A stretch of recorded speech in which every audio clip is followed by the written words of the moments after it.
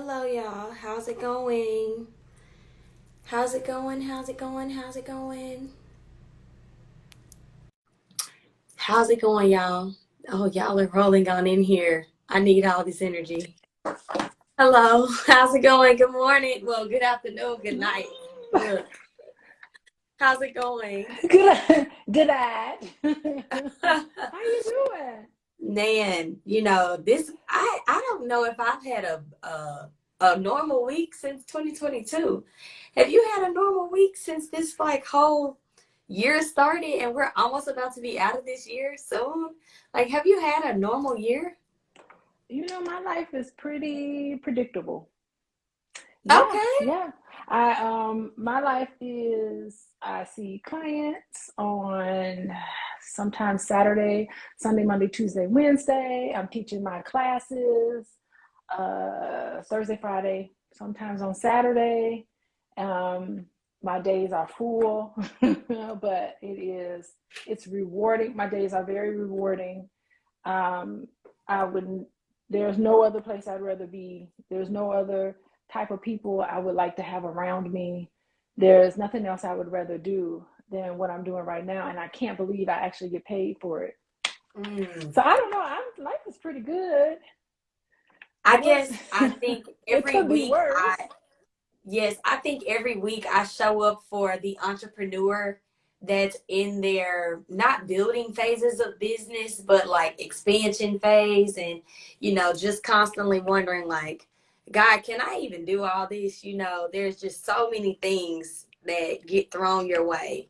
I know probably your husband, Dr. Boyce, like you probably see the things that just happen day to day. It's just always something. And Yeah, it's always something, but he kind of goes with it. He's like, okay, what's the problem this week? What we got to deal with this week?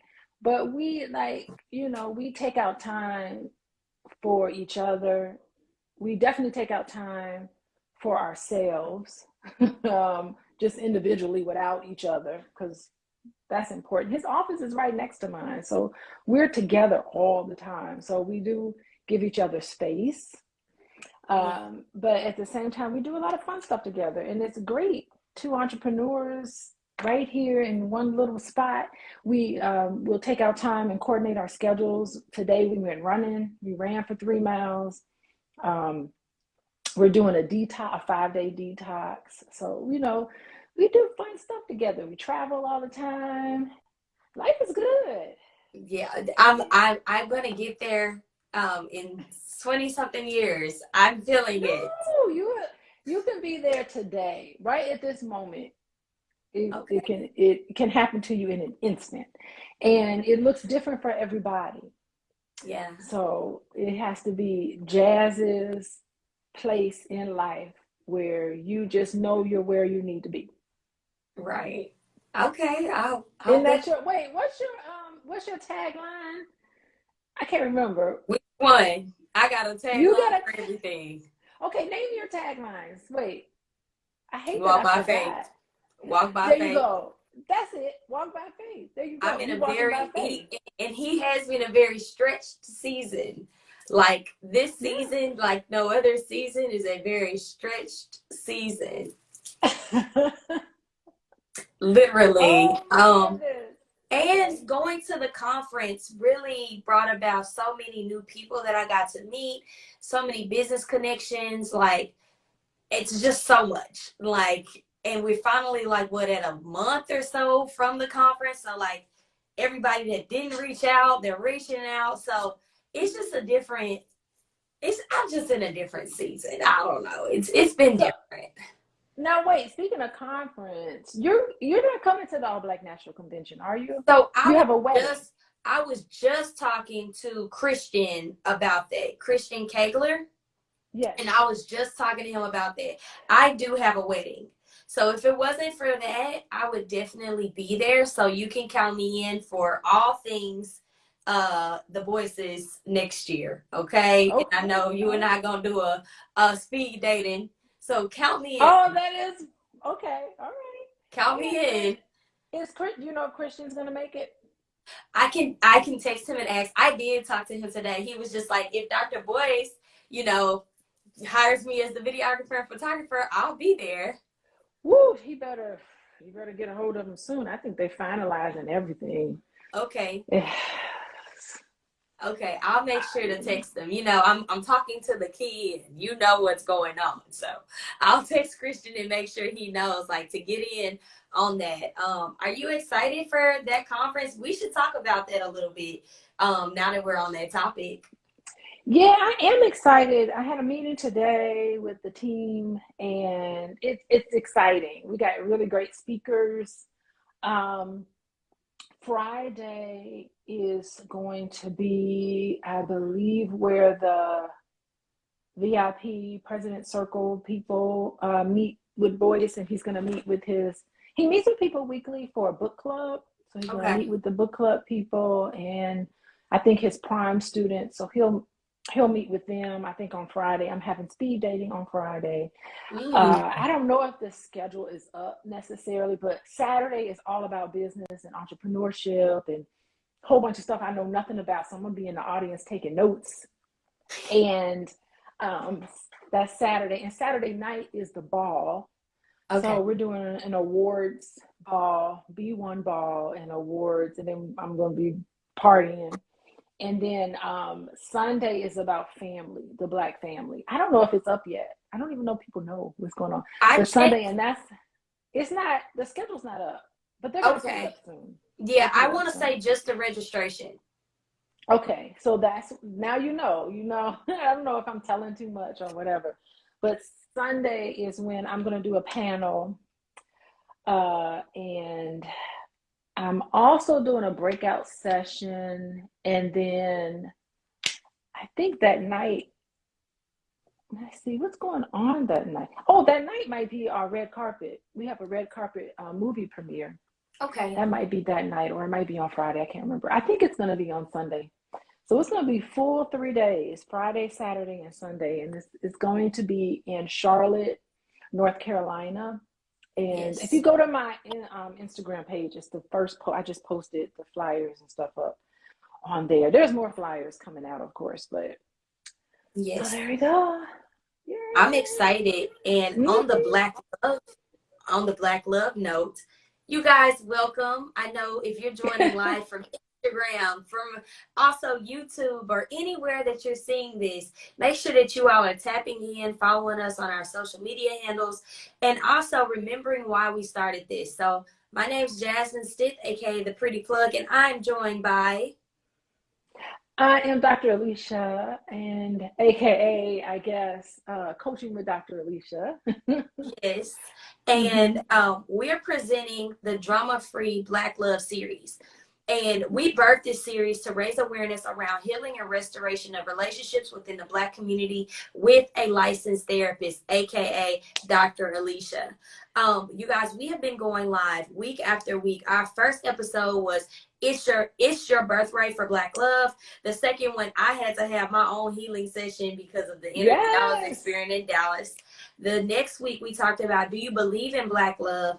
Last week, I believe we talked about, should you, I want to say we got off topic. We were supposed to talk about, should you hire a matchmaker? But this week we're talking about the state of the Black family.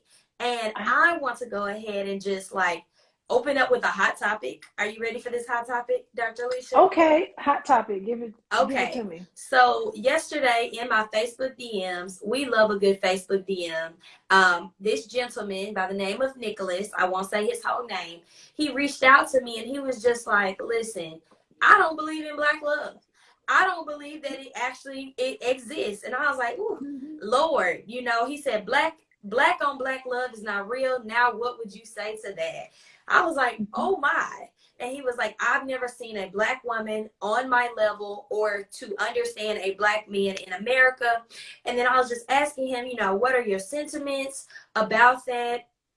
And, he felt so strongly about the topics. I told him we would be going live today. So hopefully he does have a chance to come and join us. I'd love for him to join us.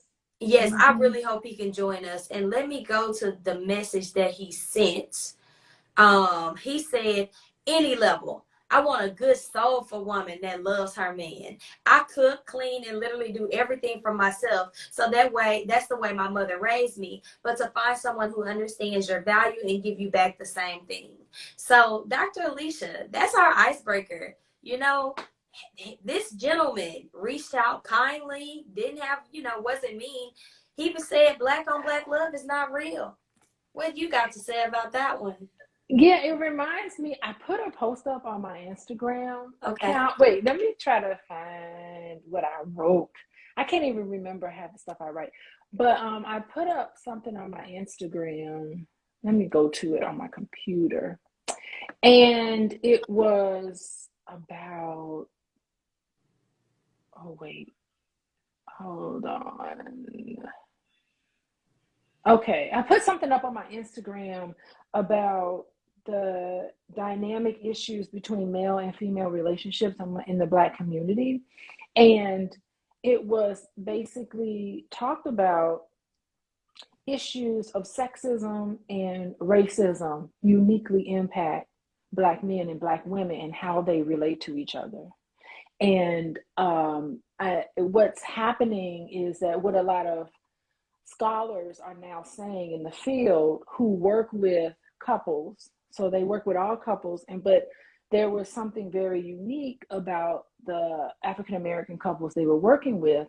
And one thing that was noted that was very unique about those two couples is that there's issues of racism and sexism that uniquely impacts the relationship between Black men and Black women. And someone asked on my page, is this racism coming from inside the relationship or is this racism coming from outside?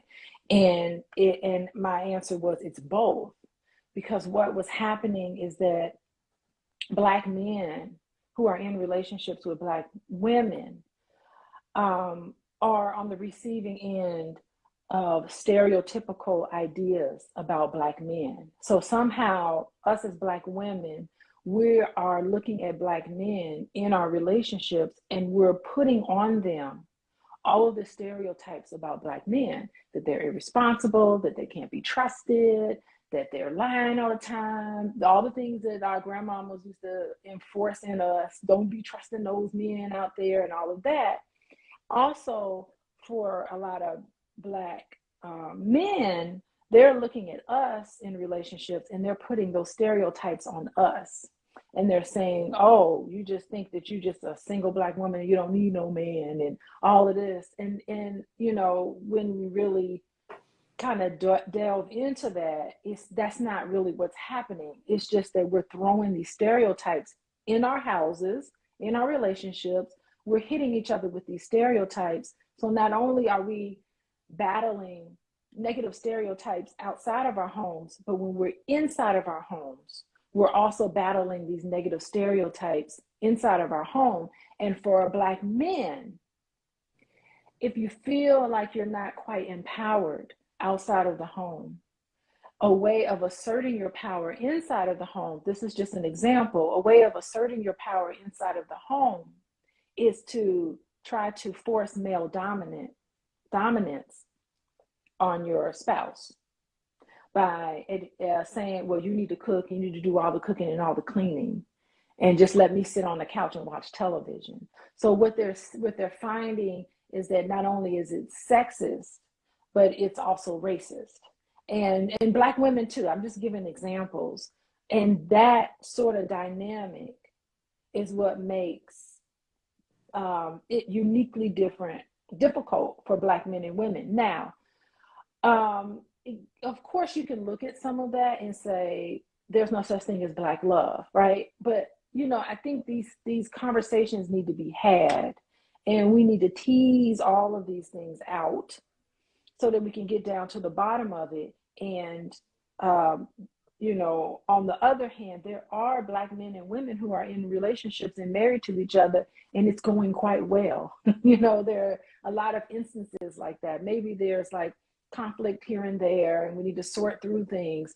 But for the most part, there is a such thing is black men and women getting together and it turning out okay. I've seen it with my own eyes, and I know there's a lot of people who've seen it. So, however, when problems arise, it tends to look uniquely like that for Black families. So you're basically saying because we all have a certain skin tone, like we face so many different realities when we walk outside our home. And when we come Mm-hmm. back in our home, we try to establish whatever type of respect, peace, Mm-hmm. like leadership, whatever we couldn't get out on the outside world, we try to get it when we come home. And all of those expectations and all of those stereotypes and all of the things of, what you should do, what you shouldn't do, what you ain't, what I'm not, they're We're just placing all it on like, each other yeah, in the we're just home. doing it on each other. Mm-hmm. That's good. I don't think I ever looked at it that way. Yeah. I do know that we all have so many complexities when we leave our house. And we have so many complexities when we come in our house too. So I just wanted Mm-hmm. to know, like, Dr. Alicia, what does it mean to be a Black family? Can you be a Black family if you mix relations? Like, what is that? What's the definition of Black family? Like, what is that? Well, what do you mean mixed relations? Like, I'm let's say if curious you about have a that. white, yeah, if you have a white mom and a Black dad, or a Black mom and a white dad, like, do you consider that a Black family? Or like, what do you consider like the Black family, and like, what does that actually look like? Because there are so many different forms of family. Even in my family, I have Afro Latina. Like, what does Black family really mean to like just set the tone of the conversation? Um, well, it's kind of a broad question. Yes. I think traditionally, the Black family doesn't mean the same as it does for white families. Mm. I think that in Black families, extended family members are considered. You want to talk about your immediate family and extended family. Well, in our community, extended family, that's like immediate family. So the definitions of who and what we call family is so different. To have a cousin, i mean I grew up with cousins, and we grew up like brother and sister. There was Mm. no difference. We hung out with each other and spent time with each other. I don't know the difference between my cousins and my brother. Like we all might as well be brother and sister. So, and I Mm. know that that's unique to us. Yeah. I also think that there are cousins I have right now that it wasn't until I got much older that I realized they aren't even related to me, biologically related to me. All my whole life, it was like cousin Pam. I got a cousin Pam, cousin Pam, cousin so and so. And I thought they were really my cousin, but they were not. And until I got older, they're not even related to me at all. Her mom and my mom were best friends, and that's my cousin, and her mom and my mom were sisters, and we all vacationed together and hung out with each other. So there was no difference. So I think that's healthy, because when they say it takes a village, I think it really does. And like, if something happened in my family, and I know you could probably talk about it too, Jazz, something happened, like all the men would get together and solve it. It'd be Mm. like they would treat their nieces and nephews. I got treated like they were my dad. All of us got treated sort of the same, and we all get the same. And grandma, my maternal grandparents, no, my paternal, my dad's parents, and my mom's mom. Um, my mom's father died when she was young, Mm. but they were very important in my life. And growing up, they took a big interest in their grandchildren, and and they helped to raise all of us. So yeah, I think the Black family, it traditionally is a really nice and healthy concept. It's not so sterile, and it's like husband, wife, children. I'll see you at Christmas, and that's the end of it. No, a lot of traditionally Black families are way more encompassing. If cousin got a problem, we all got a problem. We all gonna band together and fix it, you know. We all. Yeah. So that's how, that's how I grew up. And of course, a lot of that comes out of slavery and that mentality, having those family reunions, reconnecting, and family is just so important because families were totally, fragmented for such a long time that if anybody, we appreciate that. What was it like for you, Jazz? Let me tell you, I grew up in Pine Bluff, Arkansas. Both of my mom and my dad both lost their fathers when, like, my dad lost his dad when he was a teenager, and my mom lost her dad when she was like in her 20s, maybe early 30s. So like both of my parents grew up without a parent. They both had their mom though. Okay. And so what I was raised, I have my mom, she's a twin, and there are so many siblings. And then my dad has siblings. But I want to say that my parents were introverted. And the reason why I'm saying my parents were introverted is because they were very close, I guess, to one another. But when it came to their families, it's just like it wasn't such a pressing issue. Now, my grandmother moved to Dallas, and then my aunties, they also lived in Dallas. So eventually, my mom wanted to be near all my family in Dallas. But if you go down, and my father, he's still in Arkansas because his family is still in Arkansas. And again, my parents were divorced when I was 7. So it's just like, I've never seen like the whole conglomerate Oh, situation. okay. What So about your friends? Did you see any of it with your friends? I'm gonna be honest. Like, I think majority of my friends had pretty, I won't call it broken families, but like they had stepfathers or like they didn't have the dad in the home. Like, I didn't grow up with, I guess, the typical, like, I had friends and their parents were married for X amount of years. Like, I think in college, I met people and their parents were together for so long, and I could tell like Interesting. their journey in college was a little bit different from like if you come from like a single parent or one parent home, but I won't say that I grew up with like everything that a black family would have. I had a family. I have siblings and I have a family, but us working together collectively looks so different and much different than what you may have described. But at the same time, I know that if, my parents, they did the very best they could, and I'm not going to shade them in any capacity because it's hard being an adult.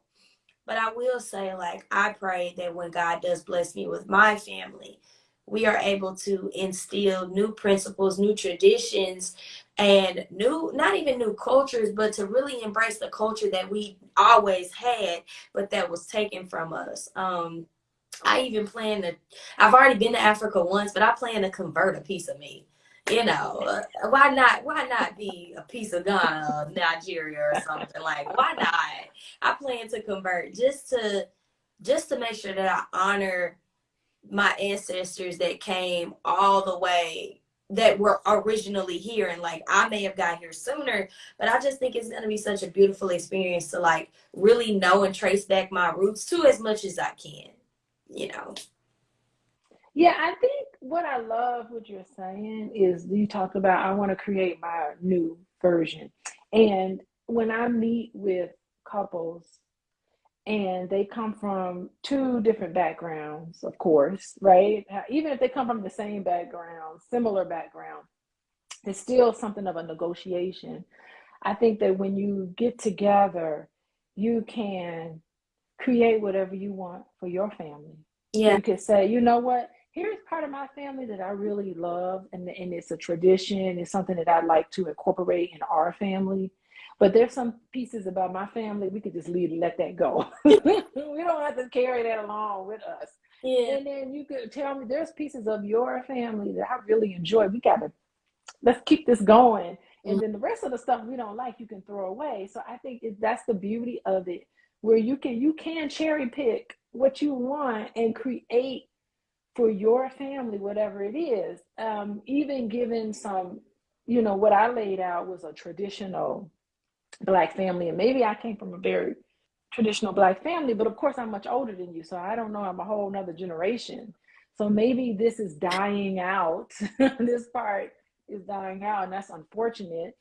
Well, with And our conversations, we're bringing it back up. yeah, yeah. We're bringing it back up. Like, what traditions do you celebrate or that you've embraced with your family? We used to, I mean, Christmas was, birthdays and Christmas was a huge, big deal. And I know it's not, it was strange because I started talking to other people, and like some people, I'm like, your birthday, when your birthday comes around, oh no, you get a party, no matter how old you are. In my family, you're going to get a party, a cake, you're going to get socks, you're going to You're get a gonna get fresh pair of something. socks, You're gonna get maybe something. $5 in the card, you're going to get something. We'll give you our last penny. It's gonna be fried chicken and spaghetti and a box cake. You would get a box cake growing up. And so that's something I want to keep. I love that part, you know, like low key house parties. I love house parties. So, you know, whenever it's Boyce's birthday or my birthday, it's just a house. We just open up the house and have a house party. So that was like big for me. Old school house. We don't have to go to a fancy restaurant. We don't have to do anything over the top. We're just gonna get together and sit and talk and play cards and play bid. We play bid whiz and talk and then get real loud with each other. But that's how, you know, my family is. And so, yeah, I mean, that's important. Christmas is important. Mm. I know my on my dad's side of the family, his mom is from New Orleans area, Mississippi. She's from Mississippi, but New Orleans area. So, you know, she would make gumbo every year, once a year, seafood gumbo. Now my cousin has the recipe, so she's got to make the gumbo. So, you know, we blend in all the different backgrounds. I guess Creole, I think you Mm. would call it. I don't know, but the New Orleans side of my family. Okay. um, yeah, and that stuff is important. How about you? What traditions? So I plan to marry an entrepreneur.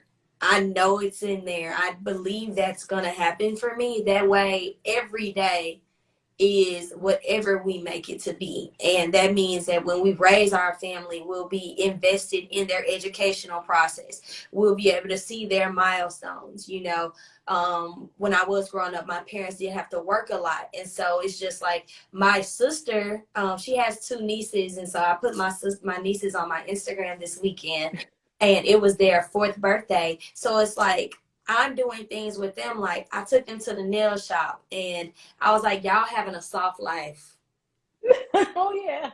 You get a soft life, honey. We've your ancestors, they did enough soft life for us. Okay. So it's like being very intentional with how the children are raised. Like my sister, you know, she has a job and everything now, but she stayed at home with her babies up until like they were old enough to, you know, go and do without her, where they are old enough to say, you know, something's not right. So I plan to be very invested in my family. Like one of my big goals is to be a mommy influencer. I'm gonna get there one day. Oh, And okay. Okay. and it's just to like have a very open family where we get to share like what happens, but also just like live our life out loud. Like I feel like that's different from what I've seen is, you know, everything's so under the covers and why put your business out there and why. And it's just like for me, I help so many people by just showing up every day and sharing the things that I learn, or, you know, to sharing the good word or the good news of the Lord Jesus, you know. So it's Jesus. just like, Yeah. I want to be able to continue to instill that with the family that I have, which is we will live our life out loud. I want that for me. I want a TikTok hubby. I deserve to do a TikTok. I genuinely do. There you go. And Um, you will find your I TikTok hubby. will. I And the thing, will. you have to know it and believe it. And like as you're talking, I'm thinking about that guy who DM'd you. Like he's carrying around with him those stereotypes Yeah. about Black women. Yeah. And as long as you carry those stereotypes, you're going to see Black women through that negative lens. And so that will what always going to show up for him. Yeah. That's what's always going to show up for him. Women that fit that stereotype, because that's his lens. Like I gotta wear my glasses right now because it's allergy season. And so, I have to put these glasses on, and what I see, my vision, that's, it's these glasses, the doctor programmed these glasses so that I can see, right? Yeah. And so that's what he's doing. He's putting on glasses on top of his eyes, and that's all he can see is Black women through these stereotypical lenses. And he's got to let go of that, or he will never find a woman for himself unless he lets go of that.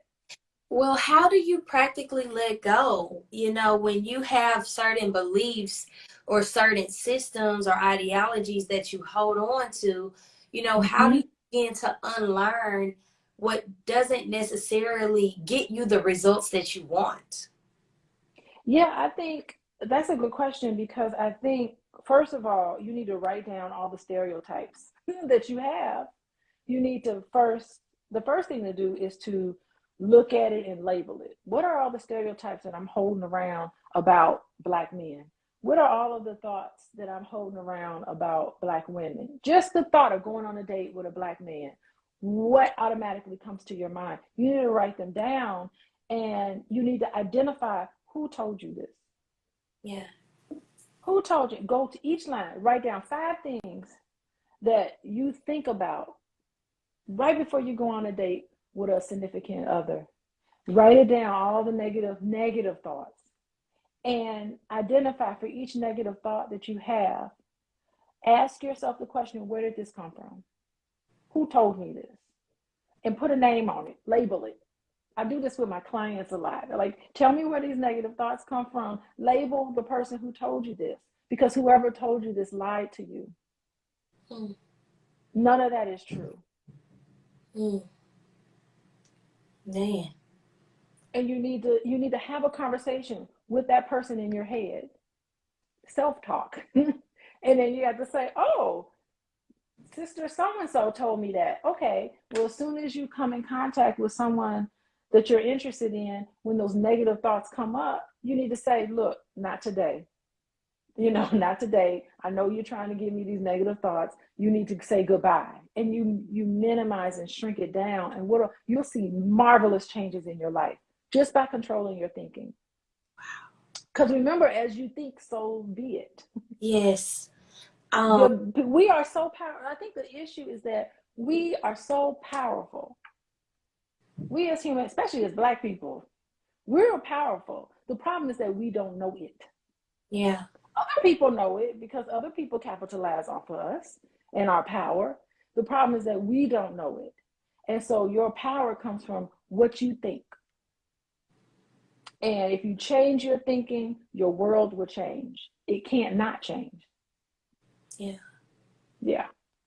Man. But that's just tip of the iceberg of what I talk with my clients about. Because what it does, the negative thinking, you know what else it does to you? It makes you sad. Mm. It makes you depressed. It makes you angry. It makes you moody. So nobody want to be with you anyway. You're negative. All the negative thinking, those thoughts that come to your mind. Nobody wants to be around some negative Nancy. It's just like they see you coming, they walk the other way. I don't want to be around all that. Yeah. And I think also what I'm hearing you say is whatever it is that you want, you can have, but if you You're have limiting limitless. beliefs, you won't have it. So what you said is like when you list it down in my coaching session, I'm like, these are your limiting beliefs. This is what's holding you back. This is like you said, the lies that you believed about what it is about yourself. I'm gonna be honest with you, Dr. Alicia. There's this thing happening on TikTok. I get all the latest news on TikTok, okay? Okay. And it's talking about the high performing Black woman. And pretty much because of what she had to do to survive, she's now at this stagnate dating pool situation that ultimately, like, how do you help the woman that has it all financially and in her career, but she's lacking the man?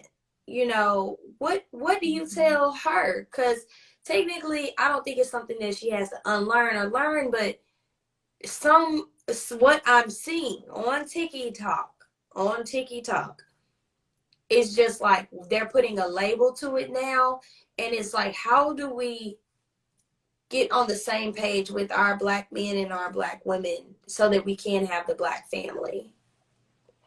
You know what? So what is the thought on TikTok? The Yes, thought is that so I want to make sure I get it right. The yeah, thought it's is that just there's black women on TikTok who are saying, "I got everything, but I don't have no man." yes.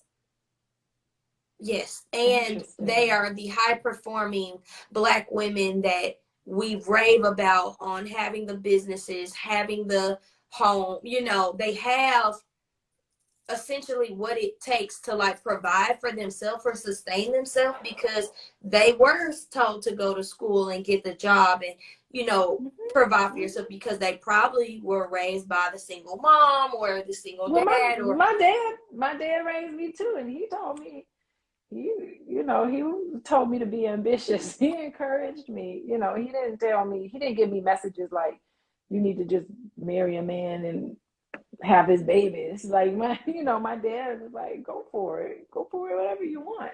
So yeah, so. I got those messages from my mom and dad, and I learned from what they did. Yeah. I didn't really learn from what they said. Like they didn't really tell me much of anything. I just knew what to do because they modeled for me. But I don't know what to say for women who are having a difficult time. I will say that it's legitimate because even on my matchmaking, I'm doing matchmaking. There's way more women signing up for matchmaking than men signing up. So I don't know why men aren't signing up so much, whatever it is. I don't know what the barrier is. I don't know if they're afraid or if they're intimidated. Maybe they're intimidated. I have no idea. Maybe they just don't need it because they got like a big selection. I know when I was in college, it was difficult because college campuses hardly had any black men. There were no black men, hardly on college campuses. It was also to a ton of us as black women. We were going to school, making A's. We were getting it. So it is a very real thing. However, um, it's just, I think, I was talking to a young lady today, and I was just saying, you got to form some hobbies. Find yourself. You know, I know here in Chicago, if I was single in Chicago, I'd say you need to join. Like I'm interested in running. Join the run club. There's a black run club here. Join social organizations. Join book clubs. Get out there and participate in interest groups. So Uh huh. So maybe it's not that. How do we engage with the black men? Like you coach them and you hear from them. So it's just Mm-hmm. like, do you say in their DMs like, hey, you're really cute to me?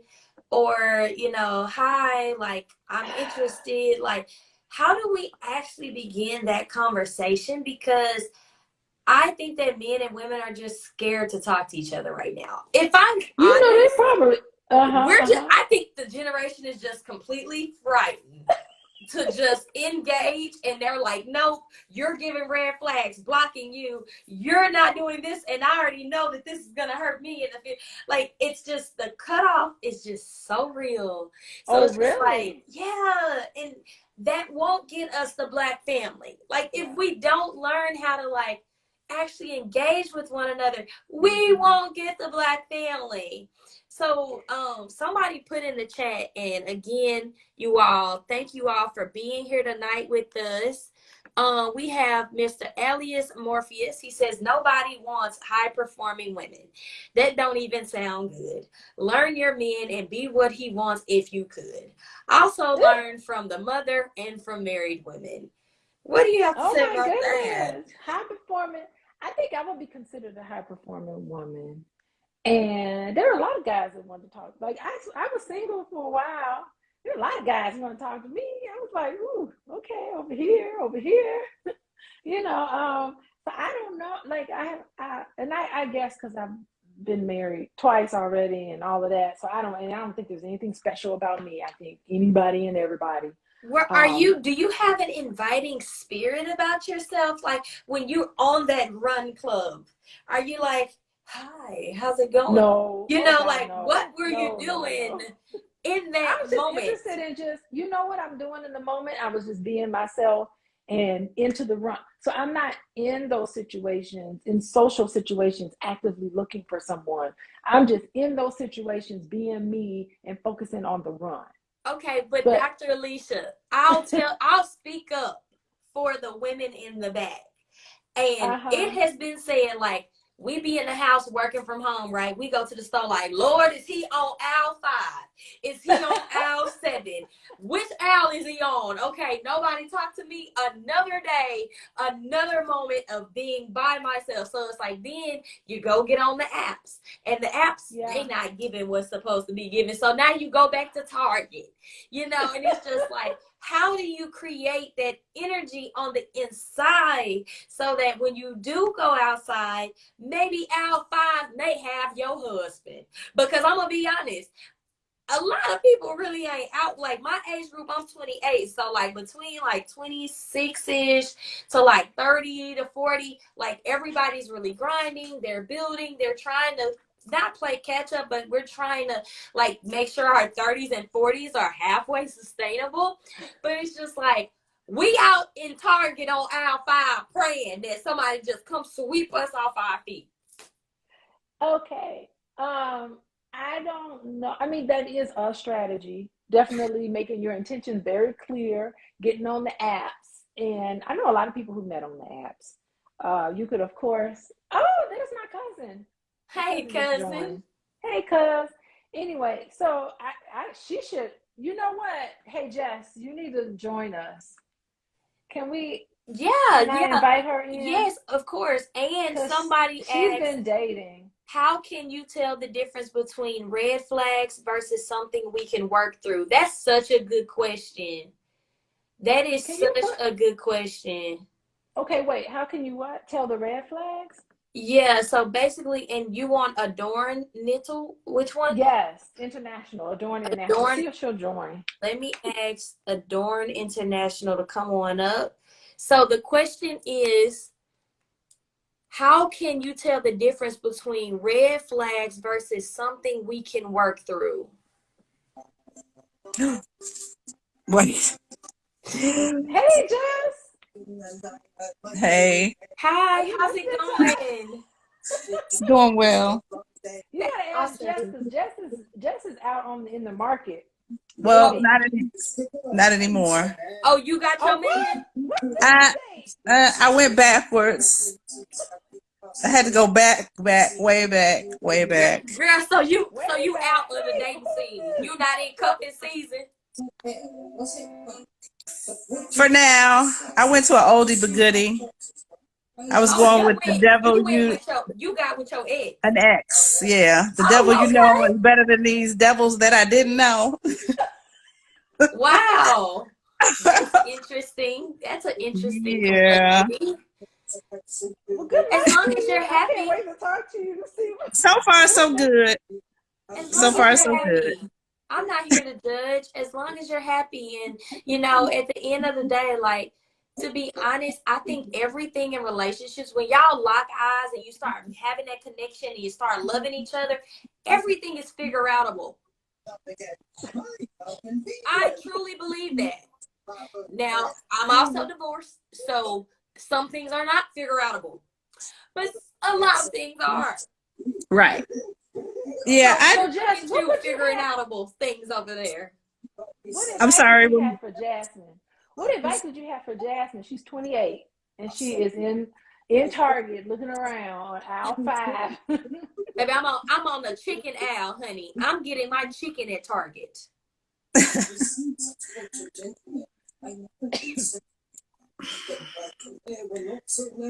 Alicia knows it's rough. It's rough. Things have changed on the dating front.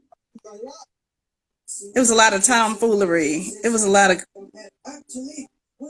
But what, like, let's address it, right? Because, like, how we get Black families is, I guess, not call out the issue, but what do you consider the tomfoolery? there's a huge array. You can't even pinpoint one thing. You think you have seen everything, and then there's somebody comes with something new. Seriously. Oh, that is so funny. You're like, what? Yeah. You got this fetish? What fetish do you have? Exactly. And I mean, it's wild. It's like the Wild West out there. I promise. So is it like men not committing? Is it men committing but have another woman? Is it emotionally unaware? Is it don't really care? Like, it's a combination. You can't say what you're gonna find in each person. Everybody it's an individual. I had one guy tell me we had only been talking for maybe 2 times we had talked on the phone. And I was saying, well, I'm dating. And he was like, oh, you're not going to put me in the lineup. I'm like, dude, sir, I don't know you. So how can we, you're not fixing to have me in the lineup. And I was like, whoa. So okay, so I got a question. Let's dive deeper there. He was telling you his truth. He didn't want to be a part of your lineup. And so your context was conversation. I was giving him my truth that I was dating, and I had only known him for a very short amount of time. I'm talking 2 conversations on the phone. Right. So do was you I think supposed to commit? Was it time to commit then? What if he was actually saying, you know, hey, I'm spending this time, you know, if you're going to see other or talk to so many people, maybe that's not okay with me. But he didn't know how to say it. True. But I could tell he had been traumatized because he had been in the lineup before. Right, which is a common thing. But I wasn't trying to, there was no lineup. It was just him. He was the only person I was talking to. But I was just letting him know we're going to keep it light for a while. You know what I mean? Till I get to know you. Right. Do you think some affirmations could have been given to make him feel more comfortable with that you liked him, but you still wanted to take things slow? I don't know what could have helped. I don't know what I didn't know what to do after he kind of snapped. It was kind of a snap off. It wasn't like a little light, you know what I'm saying? I'm not going to be in the lineup kind of thing. It was like a whole thing where I know something had happened in the past. So yeah.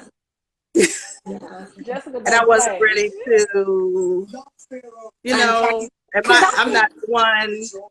You know, you need to speak to your therapist about that. You need to get that taken care of and then start dating.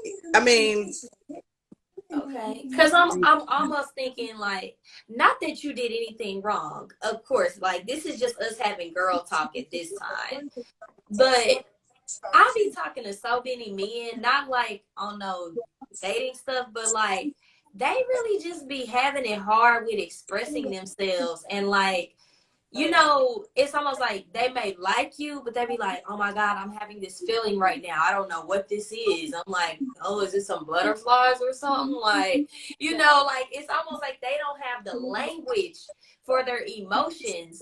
So when it comes out, it's like a grrr versus like, oh, I liked you and I wanted to talk with you exclusively without us being maybe in a relationship, but he just didn't say it right. He wanted to move very quickly. As I learned, I didn't cut it off there. He wanted to move extremely fast.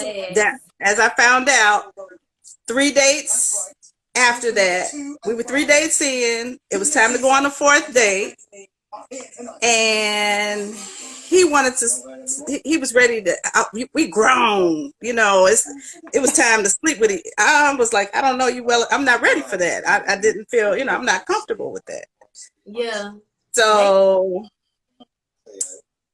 Did he yeah, respect that, or was he I had just to, like, no? he said he did, but little things would come up, and it turned into a whole. I'm not willing to go into all my business here on the internet, but it turned into a whole really funky thing, and so I had to slowly back off. You know, it was. He said it was okay, that he would understand if I wasn't ready, but it turned into just again tomfoolery. It just turned into ridiculousness. Okay. I It get. was insulting. It was extremely insulting, you know. Yeah, I So completely get it. You know, and so that's one of the things that low key Breeze09 asked. She said, Ah, how can you tell the difference between red flags versus something we can work through? So for you, you was like, nah, I can't work through that. That's a no for me, dog. But like, I could what? see some anger that was unwarranted. You know, that wasn't. It didn't match the Right. situation. So You yeah, know. and everybody you date is there. We all gonna have our baggage, yeah, and that's why the reason why you need to take it slow. I don't know why this guy was trying to speed up. You know, you need to take these relationships slow. And actually, a red flag is somebody that's trying to go too fast, too soon. That's a red flag.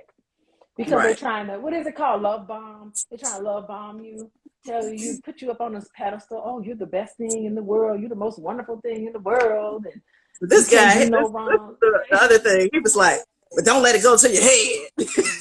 You know, like you said, put it. And I was like, "Don't ever say that again, sir. You don't even know me that well." and let me tell you, I got First, some that for was the that. first red flag, y'all. I mean, for anybody that say that comment on like, don't let it go to your head, I be like, Give you a but compliment and then don't let it go to your head. yeah, I said Okay. this is what I say, but a car need gas to go, right? Yeah, Gas me up, or else I'm gonna be on E. but that was my first. I was like, okay, but I addressed it.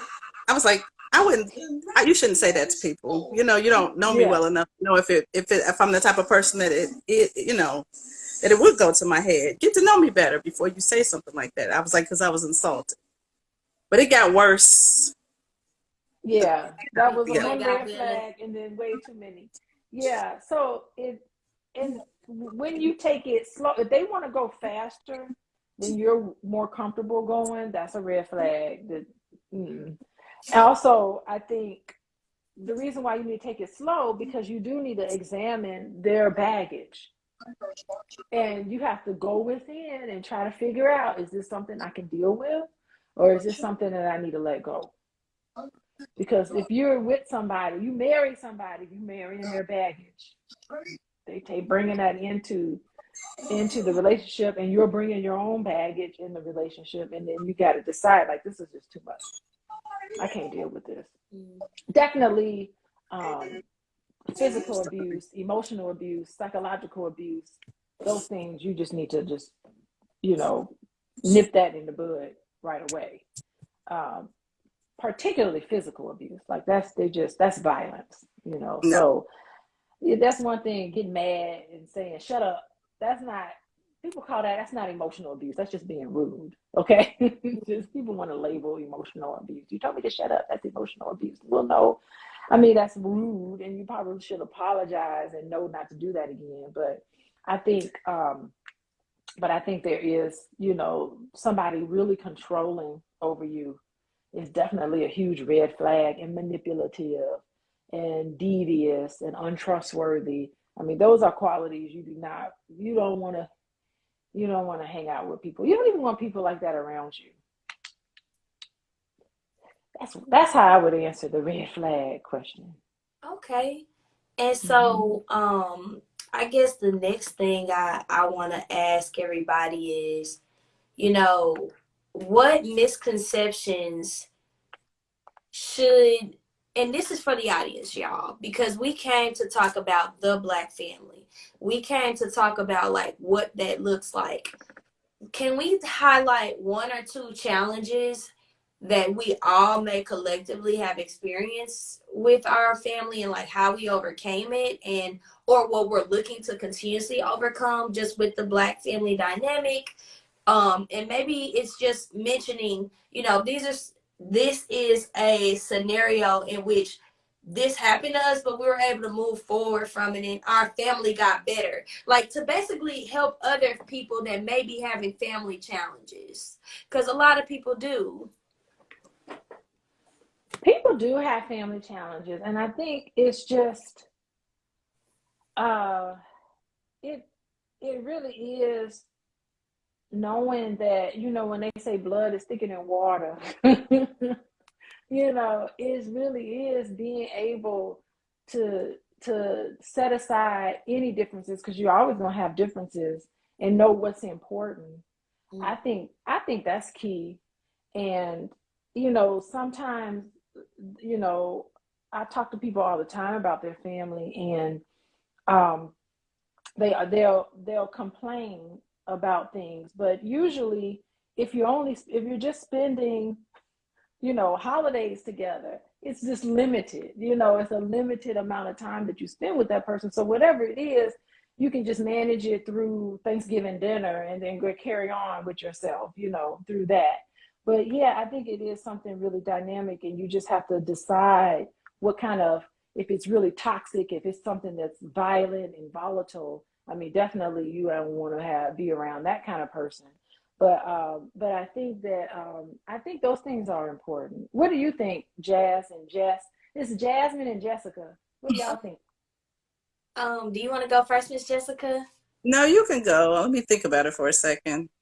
Okay, so I'll say that my first thing that I want to fix with my family or just in general is like communication and support. Mm-hmm. Communication and support.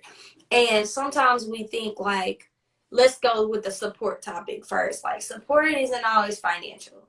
Like support is just saying like, I have a level of concern about you. I'm calling you. I'm sending you a prayer. Like you can feel support. Even if someone cannot financially do anything, you can feel it. You know what I'm saying? And so it's just like, in my family, I know when I was being an engineer, I had lots of support. But whenever I stepped over into entrepreneurship, which is honestly something new, it's different. Social media didn't even exist for a very large portion of my family's life. And it's just like the support looks different. And it's just like the communication to be able to say, hey, this is what I need in this season, potentially, if you can give it. If you can't give it, I'm already trying my best not to have no expectation. But overall, like the communication to be able to express, hey, like as a family, I don't want to have all these other people that I don't know support me, but it's like, but y'all not, so like, again, that's not to put my family down. I'm just more real than the average person and gonna tell my business because I believe it's gonna help somebody else.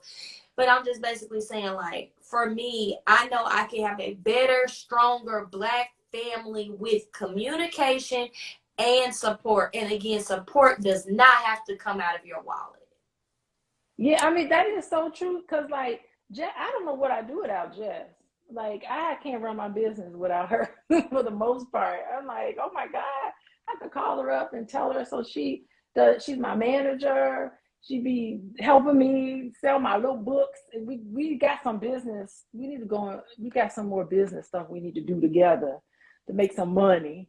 And I'm gonna call you. We need to have a business meeting coming up. So I don't know what I do. She's real good into fashion. So anybody need a stylist? Anybody need a stylist? You can hit up Jess. What's Honey, your you want to split my Instagram? wig, baby? You can split mine. Good style. She majored in fashion. Did you major in fashion design? Fashion merchandising. Yeah, fashion merchandising Fashion and design. merchandising. It's her hyping Stylist. you up for me and Thank you. giving you your flowers and really affirming you on the world wide web for me. And in return, how you said, I'll help you with your books, I'll help you with your hair, slaying with hair. Like, I think that's beautiful. Like, that's strengthening the Black community more than you know. Just being an example. Like, I'll join this live, even though, girl, I was in my bed chilling. Really was just trying to support you. True. But you know what? Our grandparents would be proud of us today, wouldn't they? I think so. Especially grandpa. I'm sure. Especially I'm grandpa. certain. Because grandpa would be like, okay. Because grandpa was all into business. Let's see. This is such a good conversation. Is there anyone in the audience? One, I just have to say, shout out to Just Call Me Doctor. She bought a badge, y'all. Thank y'all so much. What is that? What does that mean? A badge is either 99 cents, $4.99, or $9.99. What? Ah, Girl, get your badge. I think it's, I don't know how they do it with live. Maybe it gets split between all of us. I don't know. You keep it. You keep the badge. You keep the 99 cents. Okay, I'm gonna keep the badge. My question is there anyone in the audience that has a question? Maybe they're dealing with something in their Black family or in their family, and maybe they don't have anyone to express it. Is there anybody that wants to come up and just ask a therapist a question about and navigating a real life family situation? We love to see it and we love to talk, and this is the time.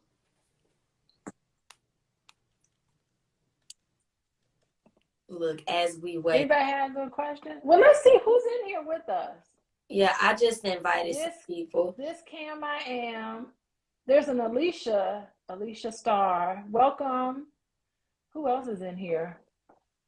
I don't know how to look at the people. I'll let you call. I don't know Instagram very well. So this Cam I Am, Alexis Starr, Little Brown Village, Clearwater, 1711. Just Call Me Doctor. We got Alicia Gore. We have Ja, Ace 1125, Frog Court. It is my faith, and Dr. Evans J15. We've had quite a bit of people to come in today. So the floor is open for questions, everybody. Even if it's questions on how to get your Black man or Black woman and get your Black family, because if we don't have a conversation, we a part of the problem. So Jazz, what do you want for yourself? What do you want for real? Girl, let me tell you, this season looking real different.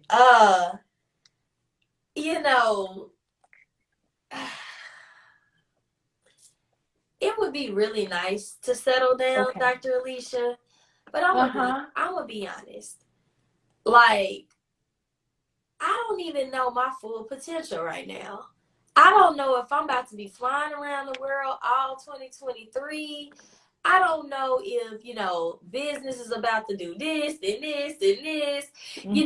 I am at that peak of God is doing whatever he's doing, which is stretching me in order for me to get to wherever he has me going. And I need a spiritual partner first. Somebody that's going to pray with me, love me, like there with the God, okay? Then it ain't even about financial, it's emotional support. I'm a very emotional person. I feel things. It's what happens to people in the month of March. Darn us. Okay. So you got that Pisces energy. There you go. I am very in tune with that. And, also it's just like understanding like where I am today makes me qualified.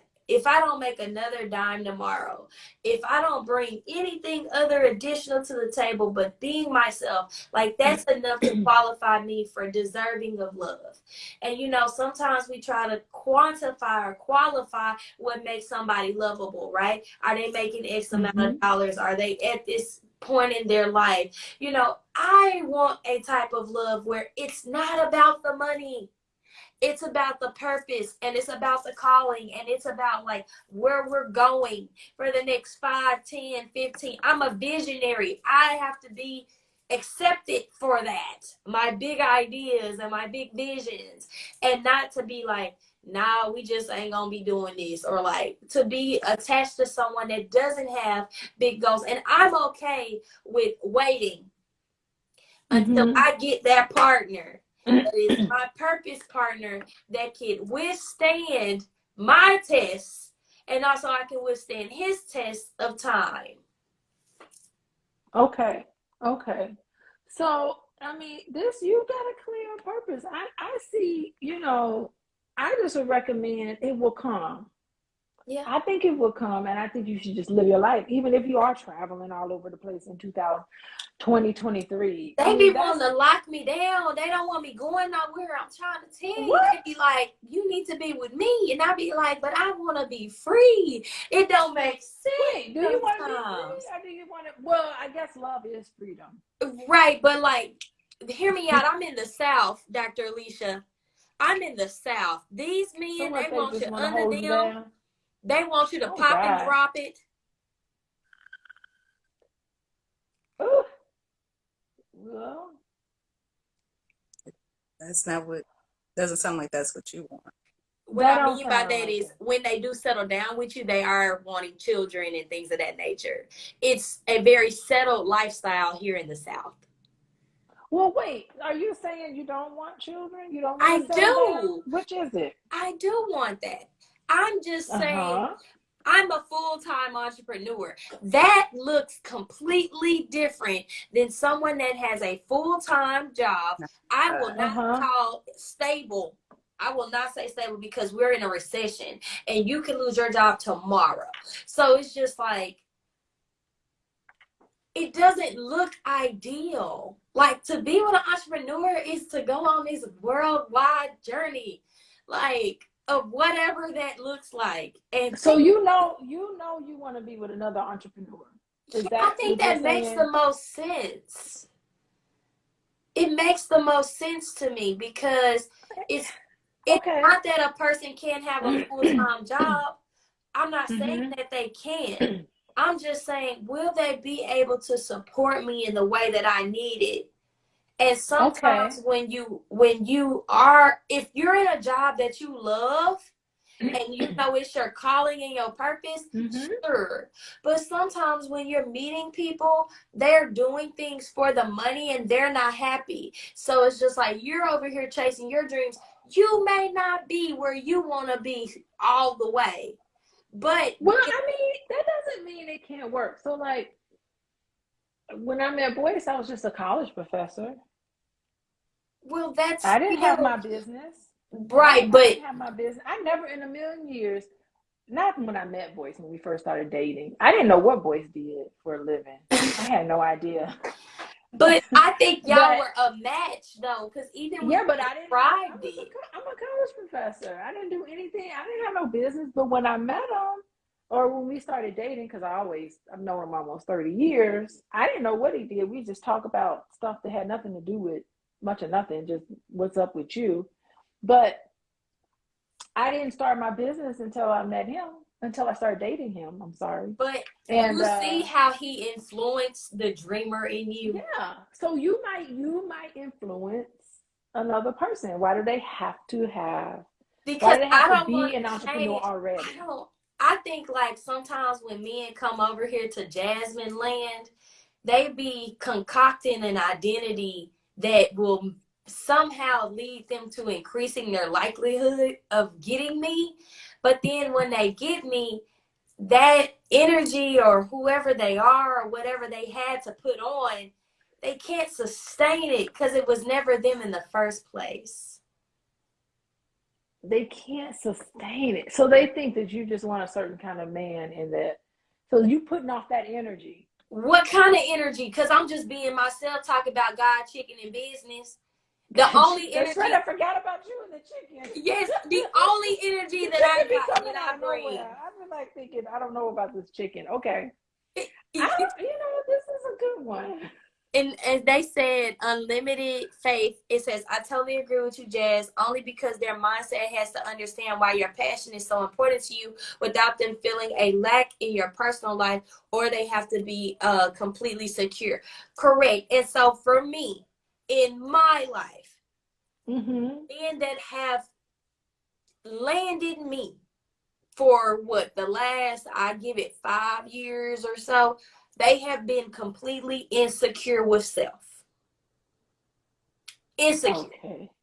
And what I Okay. mean by that is, if I'm completely in love with the person that I am, not on no narcissist stuff, but I love the chicken in me, I love the God in me, and I love the business in me.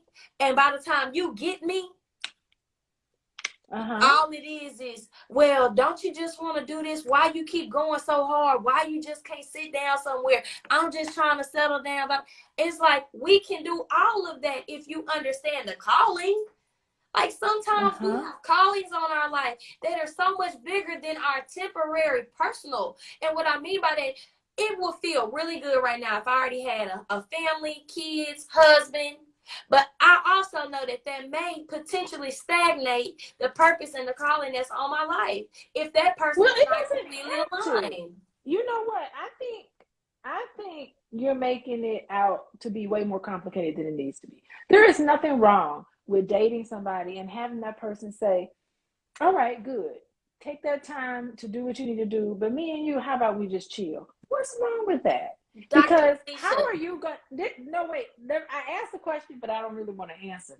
The thing is that you're proposing one scenario, okay? But you're participating in a different scenario. Okay. So if you're saying that you want to be married and have children and also be an entrepreneur, then at the same time,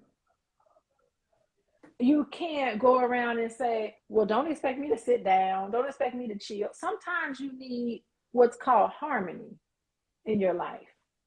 You can go hard, all work and no play. How you gonna? You're gonna be one of those women talking about how I've accomplished all of these things, and I don't have no man next to me, because you are like, forget you. I'm gonna just go 100% in my entrepreneurship business, and there's no harmony in your life. So I think that there's something to be said for someone that's just like, let's just chill for today. And I think it's okay to carve out time to just chill, and then also carve out time for your business. You have to be well-rounded. So I'm just challenging you a little bit, because you have to put yourself in that energy, that space where you are just married with children kind of space, because it'll come to you once you put yourself in that space. But if you don't put yourself in that space by just Netflixing and chilling and, relaxing a little bit, going hard 24/7 in your business. Well, Dr. Alicia, they got a big step. Majority of these men, they don't be big steps. It's not a big step. It's not a big step. It is like, they gotta say, okay, Jasmine, I'm carving out time in my schedule to come and talk with you. They're not doing that. Well, they're not making it a priority. So right. So why I gotta prioritize? Well, both of you make it a priority. You make it a priority for what's important to you, because you want that balance and harmony. I want the man to lead. I don't want to be the leader in that. I want him Blessings, to lead. peace, and abundance. Blessings to everybody on the live. Hello, how's it going? What's your name? I'm blessed. Dr. Lycan. It's Lycan. Hey, Dr. Lycan. Okay. Yes, I love what y'all talking about. Y'all can continue. I just wanted to chime in with y'all. Y'all talking y'all talking them facts. But what is big stepping? Firstly, if you mind, I don't know if you mind me asking or exposing, how old are you? I'm 28. Dr. Lycan, I know, right? Yeah, that's hard. Mm. That's that age, That's that age. But big What's stepping. that age? What What does that mean? where you think you could just move every mountain, where you just running on full energy, and it's a good point of life, Definitely if you're able to lock in and own it and take full advantage like you're doing, you definitely need that companion that's going to be at that same pace. Can't have nobody slowing you down. Right. So I You feel like cannot it's have hard. anyone slowing you down. I think, I think I do remember 28, by the way, and I was very ambitious, and maybe I'm a little more slower now than I was at 28. But I was on it.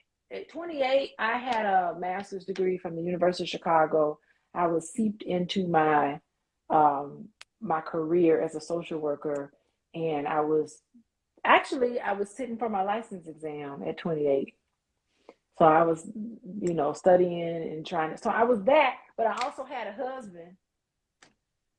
I He had talk one about it. before. He ain't sitting What? around. I He also been had a in husband. there. Y'all was married? It was an internship. Her marriage was an internship. That's what mine was. I didn't get the degree. I just got an internship. So it's You like know Yeah. what I'm saying? I've been in that space where, I have been settled down but it's not that I don't want that. It's just a man has to be sound and secure in who he is. And what I mean by that is it's You got to okay know that thyself. it's okay that I be me. And it's okay that you do you. You got to And be mentally whole. yeah, but that is very far and few between in my age group. A lot of men are just now saying, "Oh, I'm going to practice not having sex by doing the semen retention." What was Yeah, that? but you, My but you attention gotta, went somewhere else. What did you just you say? can't like blame. I hear what you're A saying semen though. retention? Is that No, what I you hear what just you're They're saying said? though. just now like, "Oh, when No, I I don't feel what you're saying. ejaculate, I'll be able to keep more brain cells." They're No, just now yeah, there's, hitting that era. yeah, yeah. You got some. Those no, but those are a little different type of people. You don't want them. Those are the ones that's trying to compete with people like I would say me and the other real men out there. However, there are a few real men out there that are on your level. You just got to chase those that are a little bit above you, but you shouldn't like chase nobody. You should just, go in rooms like that. You know what I mean? I've Attract, also experienced entertain them. a person in their 40s and they are really Oh nice no, and that's kind. weird. No, I don't say to do that. I don't see. And see, right when you do that, people gonna start judging him. They ain't even gonna judge you. You see what happened to Kevin Samuels? Well, People, and I don't see nothing wrong with it, but I wouldn't do it. But I'm just saying. Oh man, don't. That's why I what? said it's hard at that age. When you're like 28 and you on fire, it's hard when you don't come in to it with already having a man, like, and then you go like searching I and ain't searching. I'm sitting pretty. That's why I said I got a big step because I'm chilling. I'm not in no rush. If it take years and years, I'm chilling. You know why? Because I'd rather be completely in my divine feminine, doing exactly what I know God has called me to do. And this ain't no, oh, she just following Jesus. It ain't one of them. It's, I know exactly what I was put on this earth to do.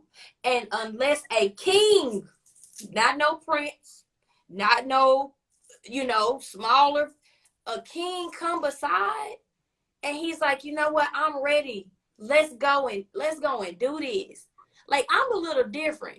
I'm over here attached to people that are fighting black causes every day. I'm getting hit in restaurants. Like, it's real different over here. As well as like the are you in brand, Georgia or something? huh? Where are you from? I'm from Palm Bluff, Arkansas. I'm a long Okay, ways from home. you got a country accent. That's why I I asked. do. I do. It's in there. I can't really take it away. Yeah, when to hear. right? Could So, y'all hear me Continue. talking? I was talking. oh, No. I'm sorry. You No. couldn't hear me? Okay. All right. I had a phone call. So anyway, go ahead. All right. Continue, Jazz. Yeah, so I guess it's just like a man that knows who he is, what he does, and why he does it.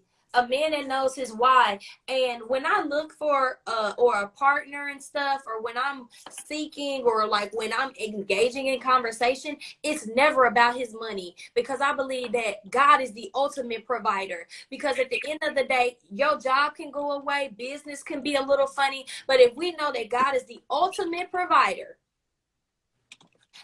you didn't come out the womb saying you wanted a job. I'm sorry. You was crying and wanting your mama.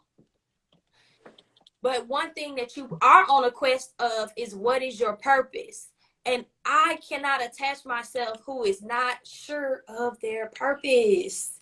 And what I have been experiencing, not recently, but in the past, is, well, what I do is purposeful, but I'm also not happy. And so when I'm doing what I'm doing and it makes me happy, that erupts people's insecurities and comfortabilities more than you know. By being completely secure in my chickenese, my blackanese, my Guyanese, and What is then my blackanese? Beachlanese. What is blackanese? Her sense of blackness. That's what it is. My Okay, wait a minute. purpose. Jasmine, I have a question for you. How do you know there's insecurities?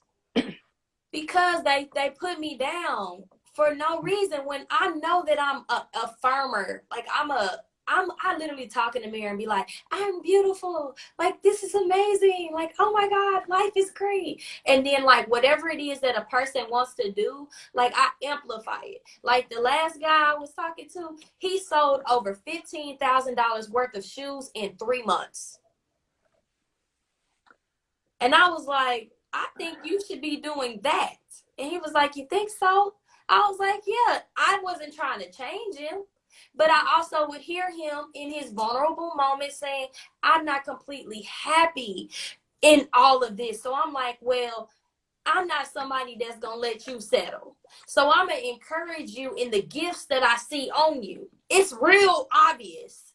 You love fashion, you love shoes, you love all that. So it's just like, I'm going to help you to see the best in you, but I had to learn something. If I'm a coach you, I can't date you.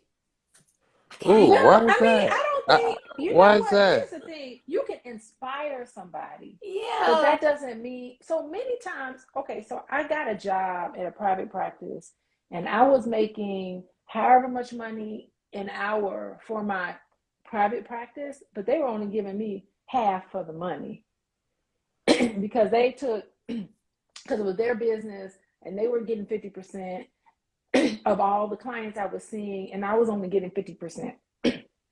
So, you know, I had a patient partner who was patient and kind and kind of like, well, you know, if you go into start your own business, you can keep all that money for yourself.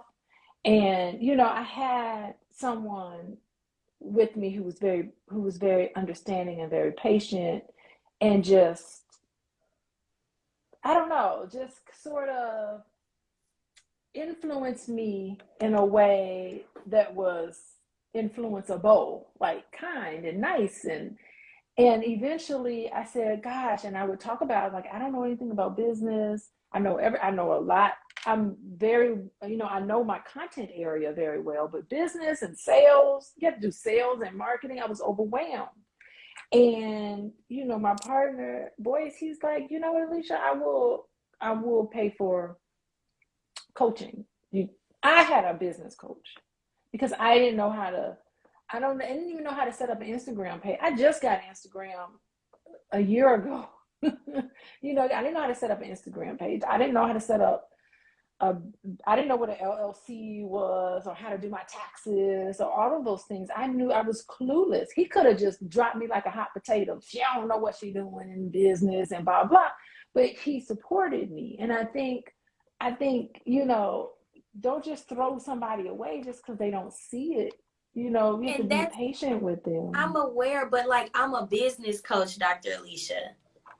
That's what I Yeah. do for a living. I literally build businesses and build people and build brands. So it's really hard for me to get around somebody and it's like, I see a gift on you and I see it real strongly.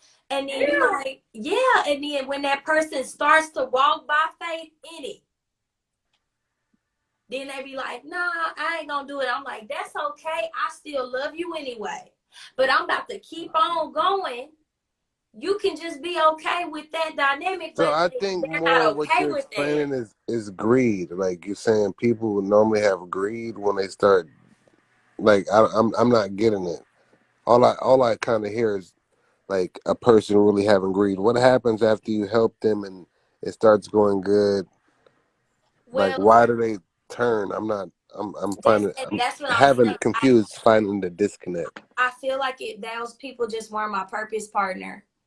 Because if I know that I'm around, Maybe. that's what I can that's what I attest to. Like we talked about it, Dr. Alicia. The last guy that I was with, I thought he was all that, the bag of chips. If he never did no more, no less, I thought he was all that. He did call me a broke A person because I could not land a job in the engineering department fast enough once I got laid off. Now that in itself is a hot tail mess. And I It's a hot told tail him, mess. yeah, but my thing is when I got with him, I didn't ask for my job to lay me off. But also, was I in my complete purpose? No.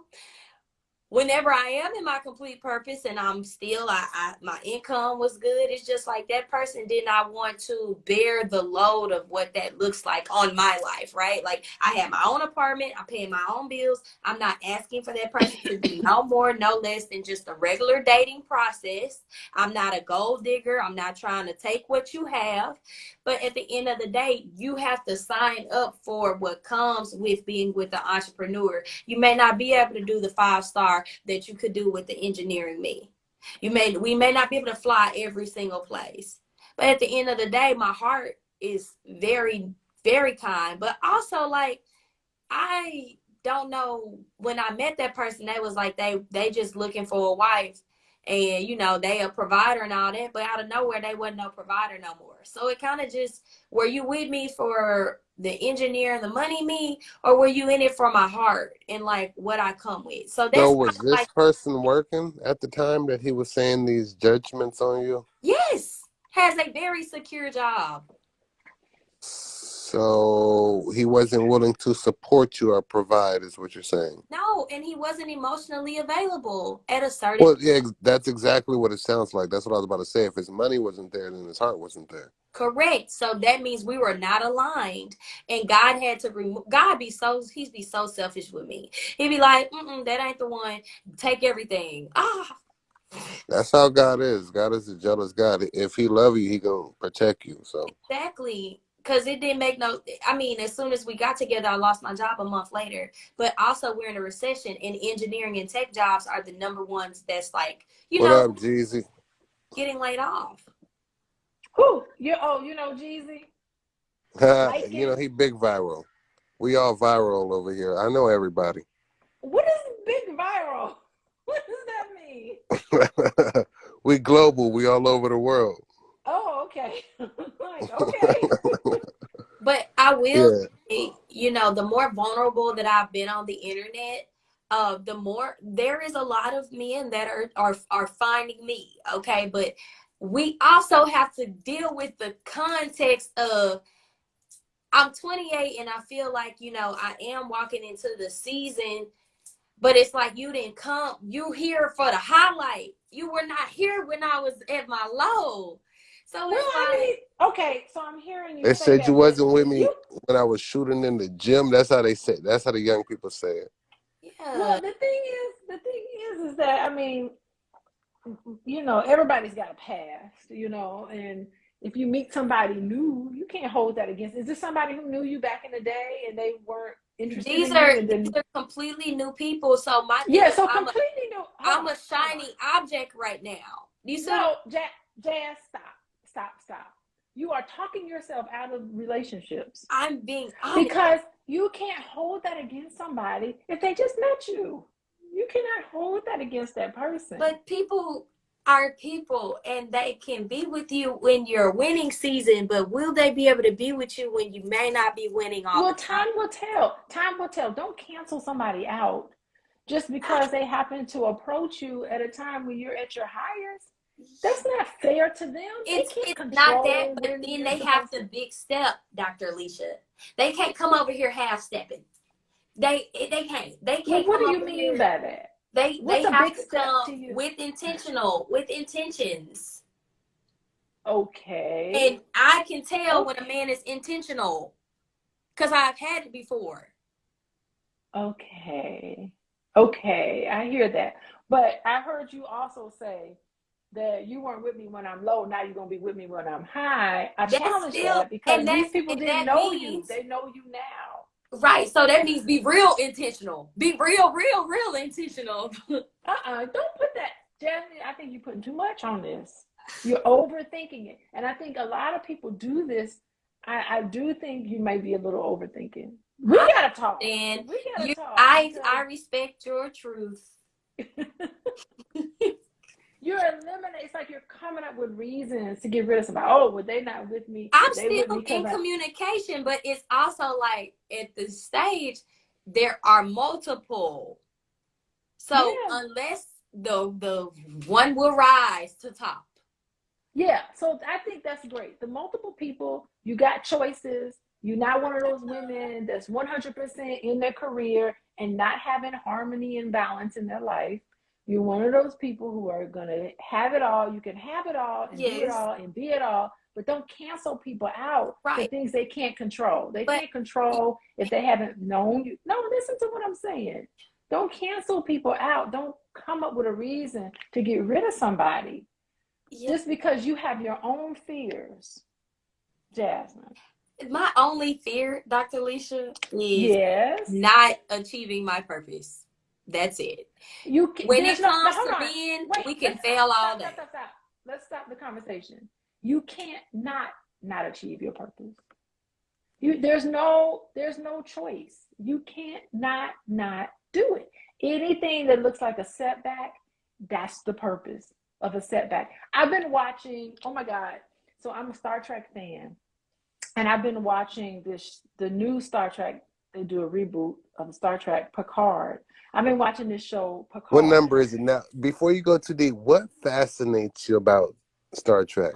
Because I It's started to it's watch it's it, I got very amazed, but it's too long of series, so I can't binge watch it. But I have it here. yeah, it's just, to me, it's just, out of sci-fi, I think they do it the best. And I mean, I'm talking about above and beyond Star Wars, any of the other sci-fi. um, Star Wars is uncomparable. It compares to nothing. So Picard, I'm watching this. I'm finishing up the season. I'm gonna watch the season finale of Picard, second season, tonight. I'm excited about getting off of here so I can watch it. But the whole thing was, how they do time travel and they go back and forth, and he's got to go back in time in order to fix the future and all of that. And it boiled down to it. And they were like, this man was talking, and he was saying there were things in my life that happened to me, and I didn't know if it could have happened this way. He had what would be a down part of his life.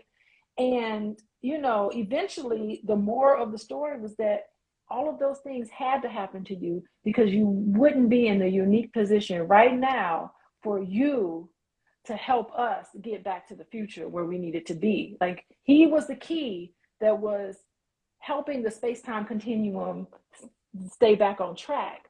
But the purpose of it, which is why I love Star Trek, is that everything that happens to you is divinely placed.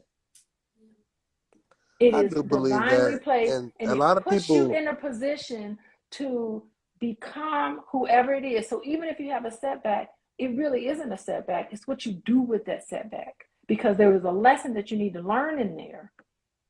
There's something that you need to learn so that you can use that lesson to overcome something in the future, so that you can help somebody along the way achieve their goal, or you can therefore heal, or you can achieve your own goal. So you never not in your purpose, Jazz. I definitely do believe that, but you know, it goes as deep as people thinking that we're in a simulation to seeing that even what you're saying is so evident. Mm-hmm. Now we're getting into the Matrix stuff. Yeah, we are Yeah. in the simulation. If you see the world with ones and zeros, then it's not real anyway. So there is no setback because the setback wasn't real. There is nothing to apologize or to forgive for anybody because it never even happened. If we want to take it to the level of Matrix, I can go there with you if you want to go there. Yeah, you know, definitely. And that's, well, I think, yeah, I do. I love it. I love these type of conversations. It's the beauty of life. You know, it says that. I love it though. Yeah. Anyway, I guess I'll leave everybody with that. Nah. Because you didn't even really get into the. You kind of drift and drabbled. But what did you really like about like Star Wars? Because I don't is like it Star Wars. is I it like Star Star Trek. Trek? Sorry, Yes. Star Trek. Thank Oh, you. Don't get them mixed up. They're two oh totally man. different worlds. Yeah. I, I think Star Wars has its own thing to it, but I'm way more of a Trekkie. Like I'm going to Comic-Con this year. yeah. I'm just gonna do it. I don't know if I'm there. Mm-hmm. Jazz, what is do you know what these two movies are shows? Do you know what they are? Both? Are you familiar with both? Yeah, so To I know the want to difference? say that I remember Star Wars, and that was more like the galactic energy, and I think Star Trek, like I think it's more like I think the Matrix, but I don't think I've watched it specifically. But again, like I'm more Man, Breaking Bad. let me tell you something. Every black person needs to watch Star Trek Deep Space Nine. And if Yeah, you I don't know. haven't, I I'm don't know taking your about it. black card from you. My black It's card is revoked. beautiful. My black card, Mine and Jazz's has That's been my revoked. bias. chicken That's my and bias. spades determine my black card, Dr. Damn Elise. it, Chicken and Philly. spade. Shout Oh out. my Shout Chicken out and God. Crystal. Shout out Keita. Shout out to everybody joining. Okay, let me tell you. Star Trek Deep Space Nine with Avery Brooks from Gary, Indiana. I'm from Gary, Indiana. And he's from Gary, Indiana. And it's the best Star Trek series. You talk about a strong black man on television. He's a family man. He is the captain. And he saves the universe. Just Star Trek Deep Space Nine. It's the best. It's my number one favorite show. Okay. I've seen it like 3 times. I can watch it again. If I talk about it too much, I'll go see it. Watch the whole series all over again.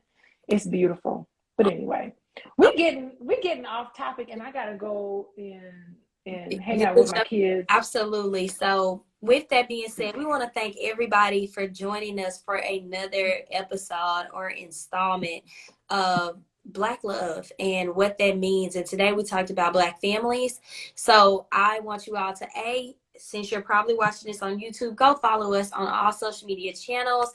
We want to thank you so much, Dr. Lycan, and also Miss Jessica for joining us tonight, asking some really thought-provoking questions. And again, next week we'll be back for another episode of Black Love. Talk to you later.